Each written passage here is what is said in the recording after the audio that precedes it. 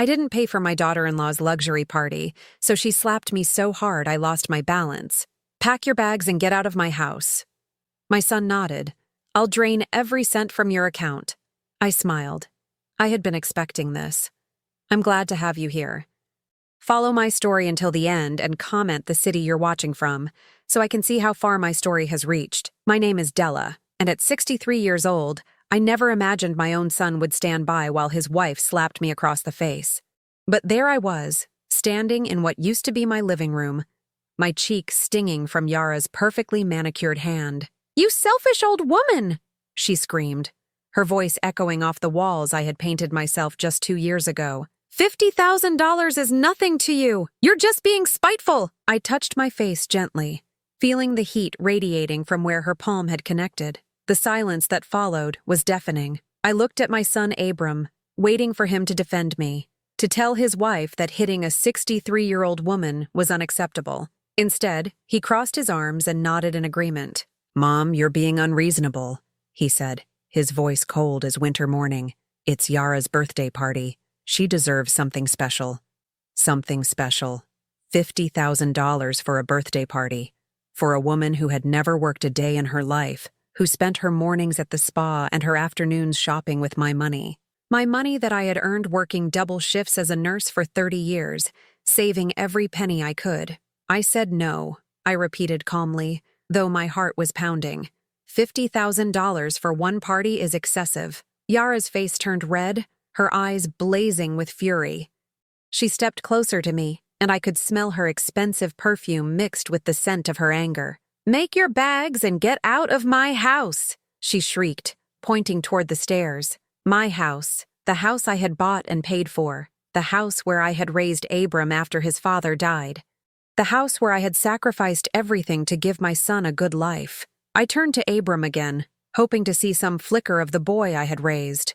The son who used to bring me dandelions and tell me I was the best mom in the world. But that boy was gone.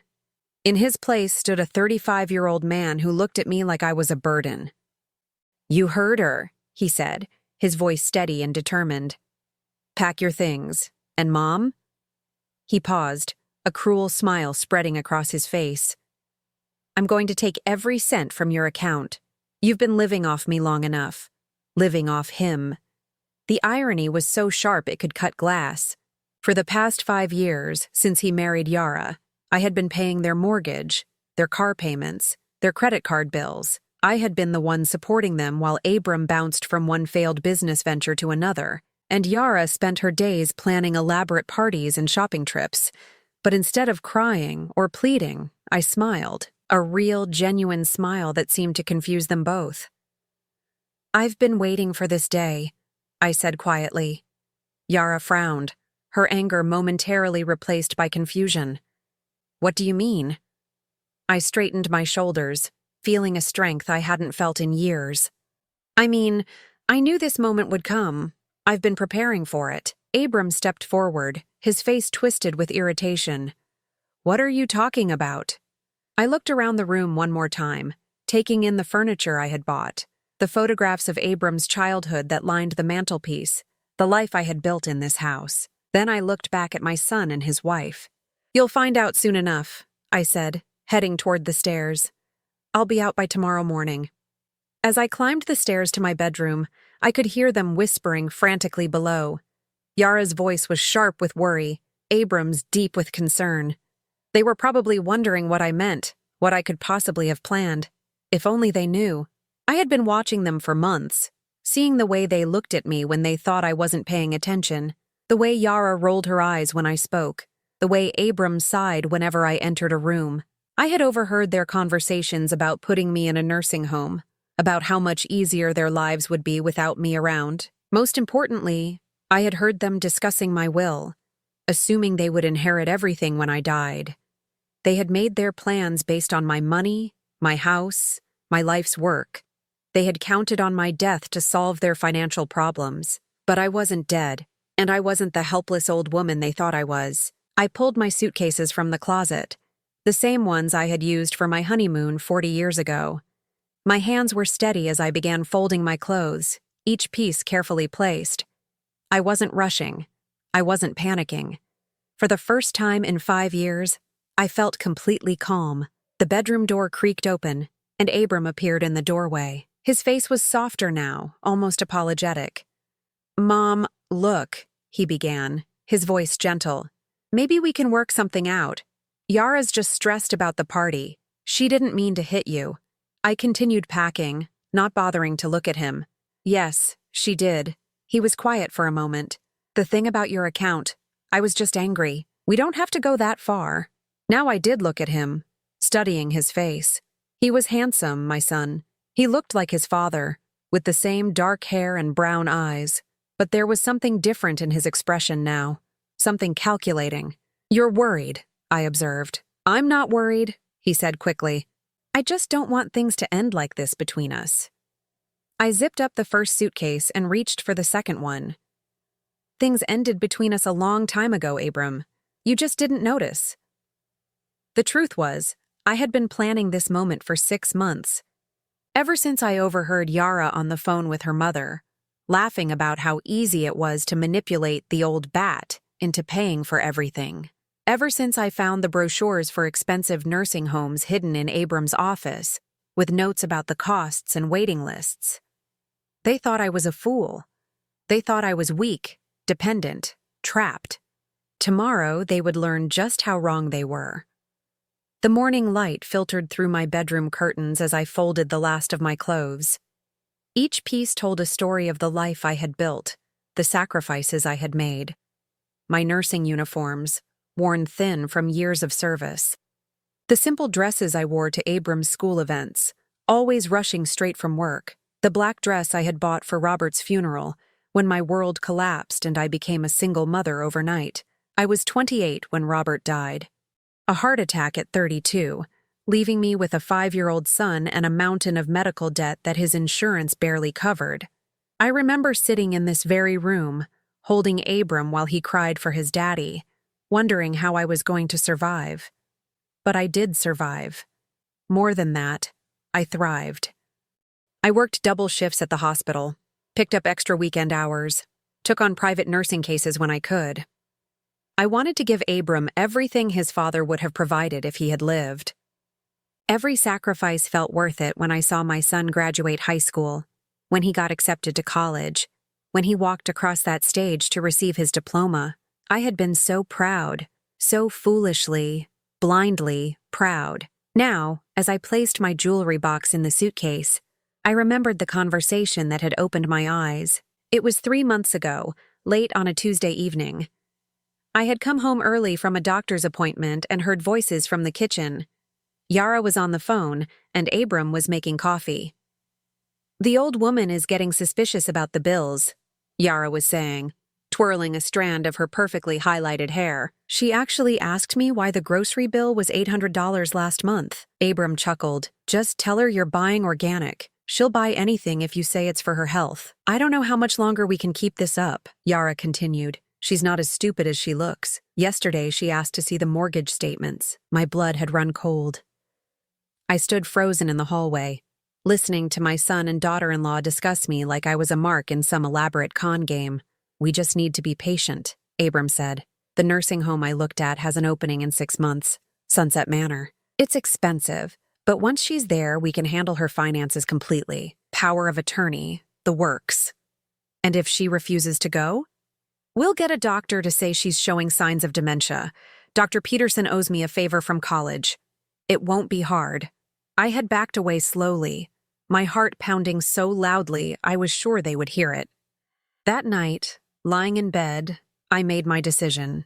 If they wanted to play games with my life and my money, I would play too, but I would play to win. The next morning, I started making calls, first to a lawyer downtown, one I had found through a colleague at the hospital, then to a real estate agent I had met at church. The plan I developed over the following weeks was simple but effective. They thought I was weak because I was old. They thought I was helpless because I lived in their house, paid their bills, made their lives comfortable. What they didn't realize was that comfort had made them lazy, complacent. They had stopped paying attention to the details, like the fact that the house was still in my name only. When Robert died, I had refused to put it in joint ownership with anyone. It was my security, my safety net.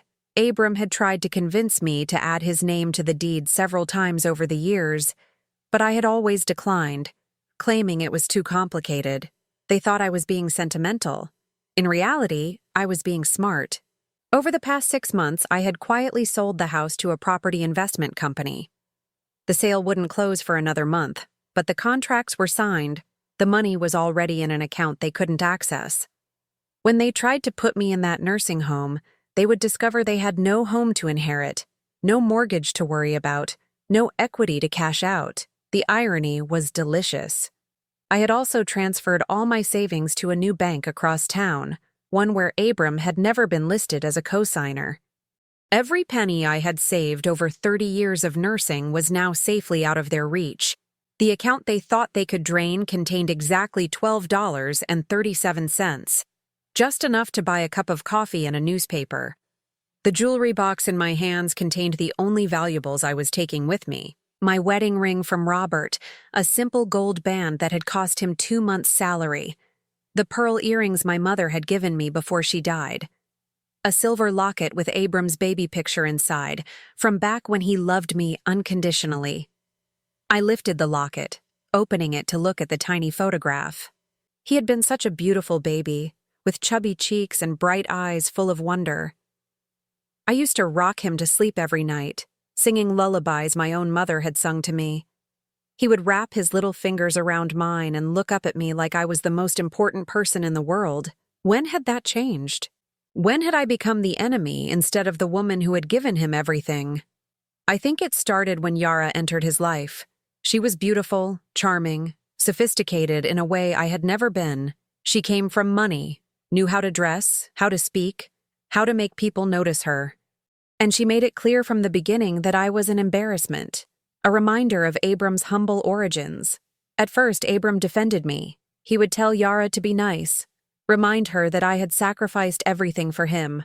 But gradually, her influence grew stronger. She complained about my cooking, my clothes, my presence at family gatherings. She made jokes about my old-fashioned ways, rolled her eyes when I shared stories about Abram's childhood, and slowly, Abram began to see me through her eyes. The devoted mother became the interfering old woman. The woman who had worked herself to exhaustion became the burden who lived off their generosity. I closed the locket and placed it carefully in the jewelry box. Tomorrow morning, I would walk out of this house for the last time. I would leave behind 35 years of memories, decades of love and sacrifice, but I wouldn't leave empty-handed. I would leave with my dignity intact, my independence restored, and my future in my own hands. For the first time in 5 years, I would be free. The morning I left was gray and drizzly, the kind of weather that matches your mood when everything in your life is changing. I loaded my 2 suitcases into my old Honda Civic, the same car I had been driving for 8 years while paying for Abram and Yara's luxury vehicles. Neither of them came downstairs to say goodbye. I could see Yara peeking through the bedroom curtains, probably making sure I was actually leaving. I took one last look at the house that had been my home for 35 years. The garden I had planted, the porch I had painted every few summers, the mailbox with our family name that I had installed when Abram was 12. It was hard to believe I was walking away from all of it, but the weight on my chest was lifting with every step I took toward my car. The drive across town took 20 minutes, through neighborhoods that gradually became smaller, more modest. I wasn't moving to the wealthy side of town where I had lived for decades. Instead, I was heading to Maple Street, a quiet area with small apartment buildings and houses where working people lived. Real people who understood the value of a dollar earned through honest work. The apartment I had rented was on the 2nd floor of a converted Victorian house. Mrs. Chen, my new landlady, met me at the front door with a warm smile and a cup of tea. She was 72, a widow who had converted her large family home into apartments after her husband passed away. "Welcome to your new home, dear," she said, helping me carry one of my suitcases up the narrow stairs. "I think you're going to be very happy here." The apartment was small but bright, with hardwood floors and large windows that let in plenty of natural light. It had 1 bedroom, a tiny kitchen, and a living area that opened onto a small balcony overlooking the garden behind the house. After living in a 4-bedroom house for so many years, It felt almost impossibly compact, but it also felt peaceful in a way I had forgotten was possible. Mrs. Chen showed me around, pointing out the quirks of the old building. The bedroom window that stuck sometimes, the kitchen faucet that needed to be turned just right, the radiator that made gentle humming sounds on cold nights. These weren't problems to me, they were character. This place had soul, unlike the pristine house I had just left behind. "The rent is due on the 1st of each month," she said, handing me a cup of tea in her small kitchen downstairs. "But don't worry about it this time, dear. You paid 3 months in advance." She was right. I had paid for the apartment 6 months ago, along with deposits for utilities and a small storage unit across town. I had been planning this move longer than even I realized, preparing for the day when staying would become impossible. After Mrs. Chen left me to settle in, I sat on the small couch I had bought secondhand and looked around my new space. It was quiet in a way that felt foreign after years of Yara's constant complaining and Abram's loud phone calls about business deals that never materialized. The silence was golden. I was unpacking my clothes when my cell phone rang. Abram's name appeared on the screen, and for a moment, I considered not answering, but curiosity won out. "Mom?" His voice sounded strained, worried. "Where are you?" "I'm in my new apartment," I said calmly, hanging a dress in the small closet. "New apartment?" "Mom, you don't need to do this. Come home. We can work things out." I almost laughed. "That's not my home anymore, Abram. You made that very clear yesterday." Yara was upset. She didn't mean what she said about the house. Yes, she did, and so did you. I sat down on the bed, looking out the window at the maple tree that gave the street its name. "But that's fine. I've been preparing for this." There was a long pause. "What do you mean, preparing?" "I mean, I sold the house, Abram." The silence that followed was so complete I thought the call had dropped. Finally, he spoke, his voice barely a whisper. "You what?" "I sold the house 6 months ago. The sale closes in 3 weeks. I thought you should know so you can start looking for somewhere else to live." The explosion of anger that came through the phone was so loud I had to hold it away from my ear. Yara was screaming in the background, and Abram was shouting questions I couldn't quite make out. When the noise finally died down, he spoke again. "You can't do this. The house is our home. We've invested money in renovations." "With my money," I reminded him. "And the house was never in your name. It was mine to sell." "But where are we supposed to go? We can't afford rent somewhere else." The irony wasn't lost on me. The man who had threatened to drain my bank account was now worried about paying his own way in the world. "You'll figure it out," I said. "You're both adults. You've been telling me I need to act my age and stop relying on family. I thought you'd appreciate me taking your advice. This is insane. You're being vindictive and cruel. I'm being practical. You wanted me out of your life. Now you have what you wanted." I hung up before he could respond. The phone rang immediately, but I turned it off. I wasn't ready for round 2 of that conversation. That evening, as I sat on my small balcony with a cup of tea, I felt something I hadn't experienced in years. Peace. Real, deep, uninterrupted peace. There were no arguments downstairs, no tension hanging in the air like smoke. No one was discussing my money or my future without including me in the conversation. For the first time in 5 years, I was living in my own space, making my own decisions, answering to no one but myself. The next morning, I walked to the small cafe 3 blocks away and bought myself breakfast. Real breakfast, not the expensive organic nonsense Yara insisted on. Scrambled eggs, wheat toast, and coffee that cost $3 instead of $8. I sat by the window and watched ordinary people going about their ordinary lives, and it felt extraordinary to be one of them again. When I got back to the apartment, there was a message on my answering machine. It was from a lawyer I didn't recognize. "Mrs. Morrison, this is David Klein from Klein & Associates. Your son has hired me to look into reversing the sale of your house. Please call me at your earliest convenience." I smiled as I deleted the message. Let him hire all the lawyers he wanted. The sale was legal, binding, and completely within my rights as the sole owner of the property. There was nothing to reverse, nothing to challenge, but there was one more surprise waiting for them, one I hadn't mentioned during our phone call. The house sale had left me with a significant profit, money I had immediately invested in a trust fund that would provide me with monthly income for the rest of my life. The trustee was a bank in another state, and the terms I had set were very specific. If anyone tried to claim I was mentally incompetent or unable to make my own decisions, the trust would be investigated by an independent board of doctors and lawyers. If they found me competent, which they would, any family member who had challenged my mental state would be permanently excluded from any inheritance. Abram and Yara thought they were dealing with a confused old woman who could be easily manipulated or discarded. They were about to learn that the woman who had raised a child alone, worked her way through nursing school, and built a life from nothing was far from helpless. Their real education was just beginning. It was Mrs. Patterson from next door who called to tell me about the scene at the house.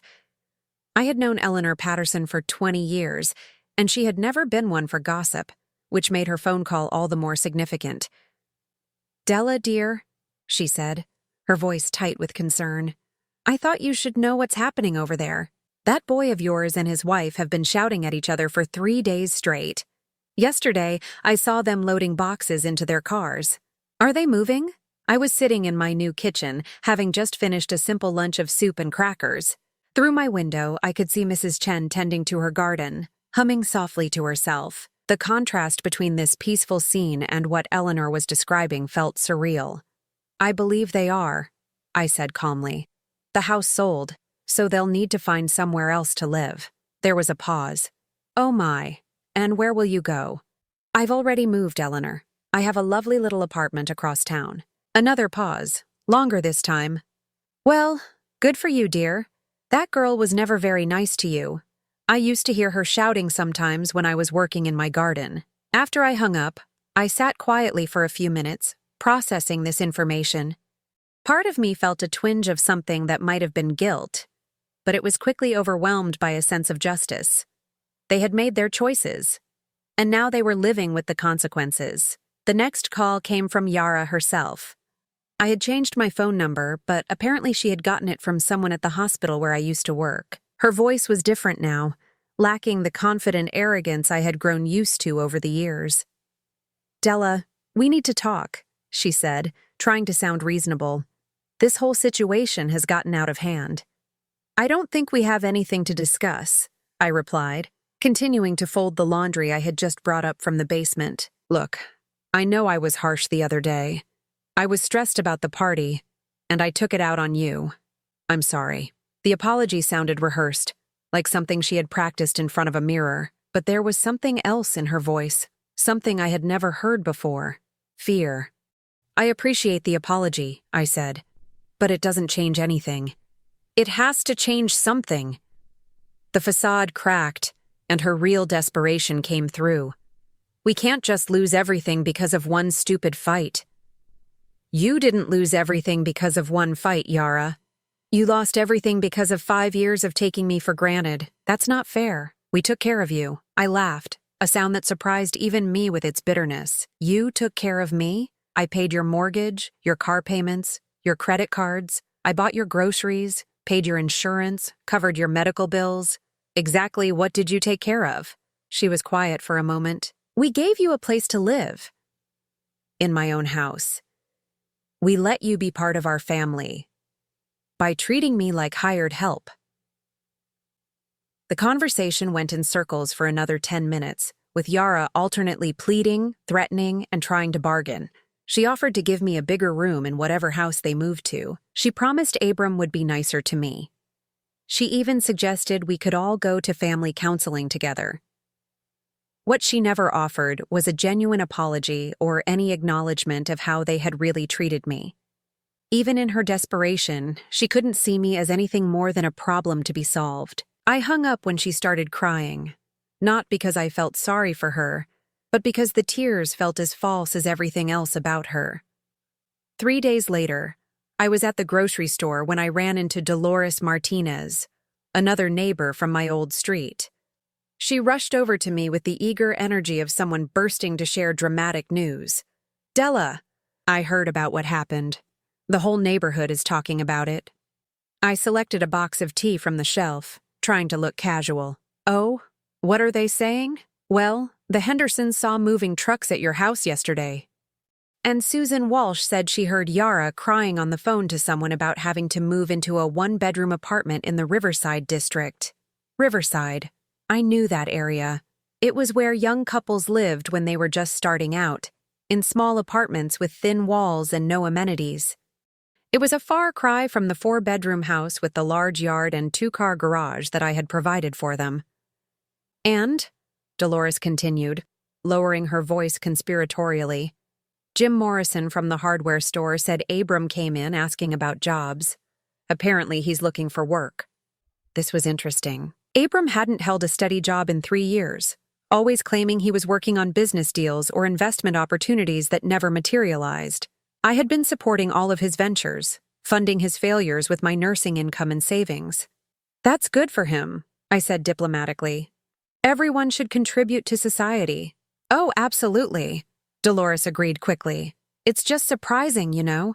He always seemed to think he was above regular work. That evening, I called Margaret Foster, my oldest friend from the hospital.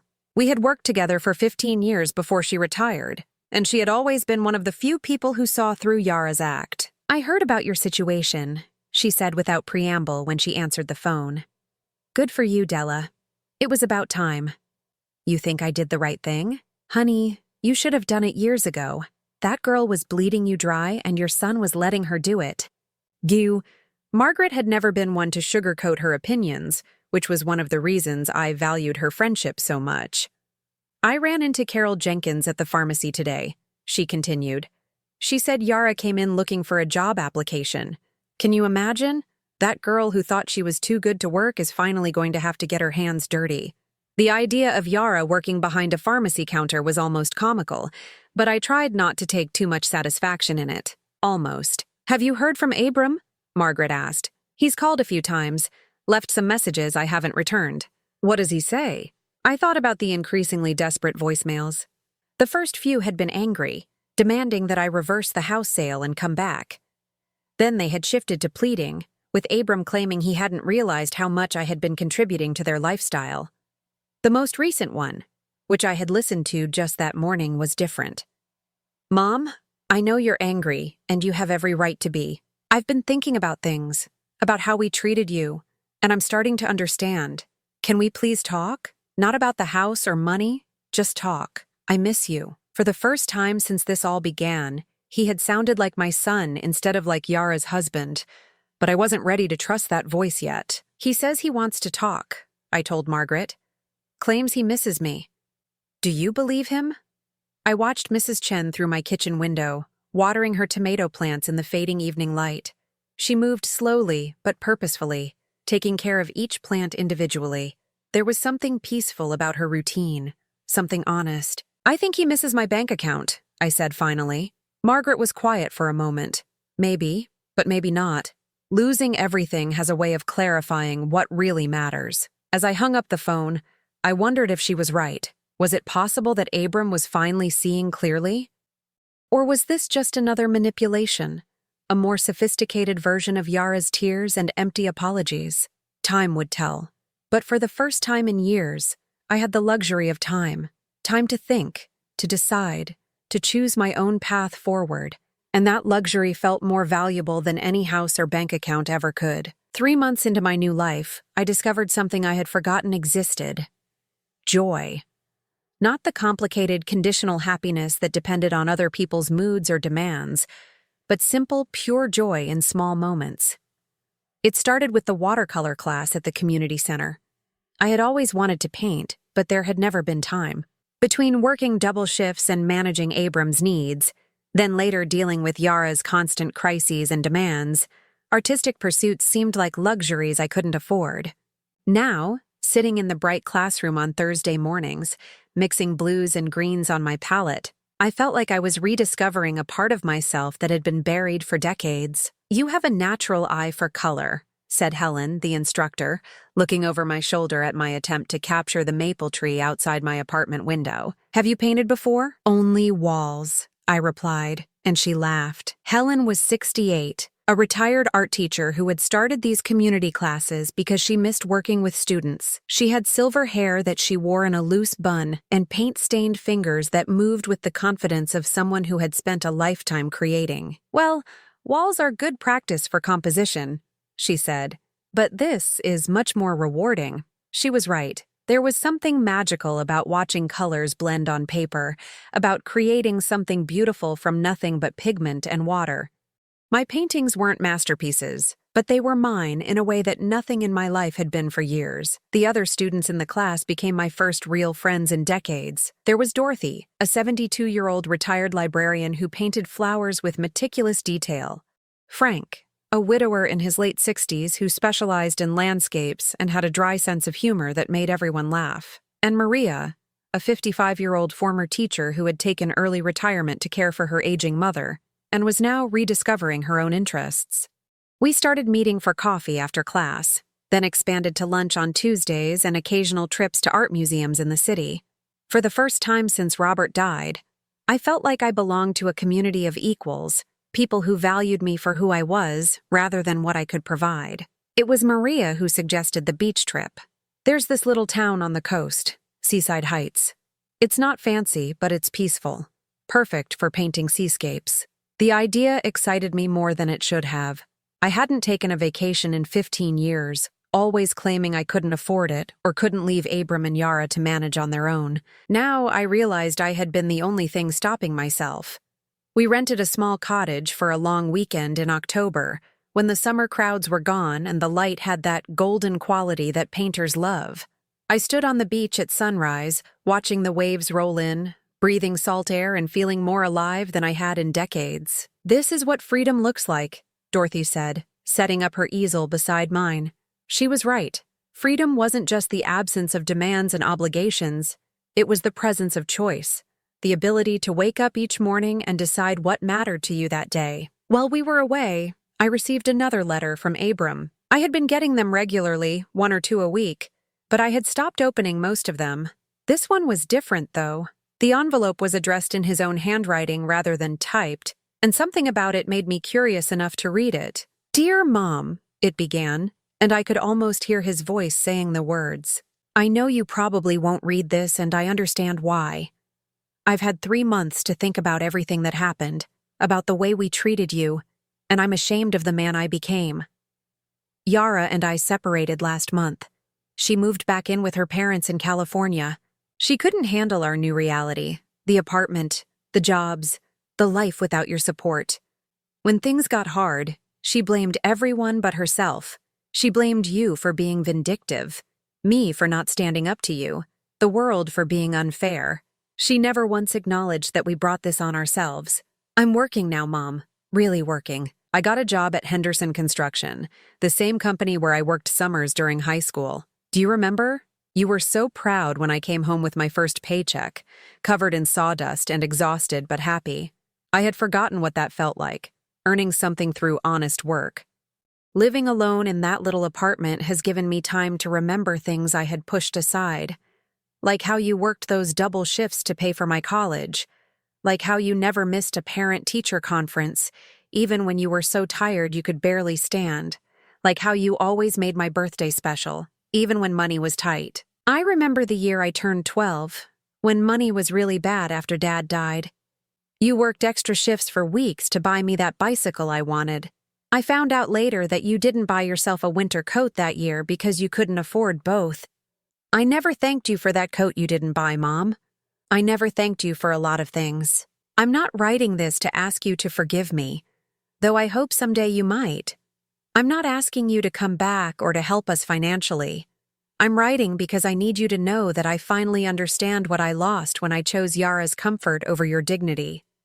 I lost my mother, the woman who sacrificed everything for me, the woman who loved me unconditionally until I made that love impossible to give. I hope you're happy wherever you are. I hope you're painting or traveling or doing all those things you put off to take care of me. You deserve happiness, Mom. You always did. Love, Abram. I read the letter 3 times, sitting on the cottage porch while my friends painted the sunset. Each reading brought different emotions: surprise, skepticism, sadness, and something that might have been hope. Was this real? Had losing everything truly changed him? Or was this just a more sophisticated manipulation? The tone was different from his previous letters, less desperate and more reflective. But I had been fooled before. Frank found me there, an hour later, the letter still in my hands, tears on my cheeks. "Bad news from home?" he asked gently. I showed him the letter. Frank had become something of a confidant over these months, partly because he was a good listener, and partly because he had his own complicated relationship with his adult children. He read it carefully, then handed it back. "What do you think?" "I think he sounds different, but I don't know if I can trust that." Frank was quiet for a moment, watching a seagull pick at something in the sand. "You know what I learned when Margaret died? Sometimes people don't change until they lose everything that matters to them. The question is whether they learn the right lesson from the loss." "What do you mean?" "Well, some people lose everything and decide the world is unfair, that they're victims, that someone else is to blame. Others lose everything and realize they were the author of their own misfortune." The letter sounds like he might be in the second category, but only time will tell. That night, I sat on the beach alone, listening to the waves and thinking about forgiveness. Not the kind of forgiveness that meant forgetting what had happened or returning to the old patterns, but the kind that meant releasing the anger that had been eating at me for so long. I thought about Robert and what he would have wanted for our son. He had been a good man, patient and kind, and he had loved Abram fiercely in the short time they had together. Would he want me to give Abram another chance? But more importantly, what did I want? For the first time in my life, that was the only question that mattered. When I returned from the beach trip, I found myself looking forward to things in a way I hadn't experienced in years. Another letter from Abram, this time with no demands or manipulations, just updates about his job and questions about my life. Dorothy had invited me to Thanksgiving with her family. Maria and I were planning a Christmas trip to see the lights in the city. My small apartment had become a haven filled with my paintings, books I actually had time to read, and the comfortable silence of a space that truly belonged to me. But in the quiet moments, I still wondered about my son. Was he really changing? Or was this all an elaborate performance? And if he was changing, did that mean I owed him a second chance? The answer, I was beginning to realize, wasn't about what I owed anyone. It was about what I wanted to choose, freely and without obligation. For the first time in my life, the choice was entirely mine. 1 year after I walked out of that house, I was standing in front of my easel on a Saturday morning, working on a painting of the harbor at sunrise, when someone knocked on my door. Mrs. Chen was visiting her daughter in Portland, so I wasn't expecting anyone. My painting friends usually called first, and the mailman had already been by.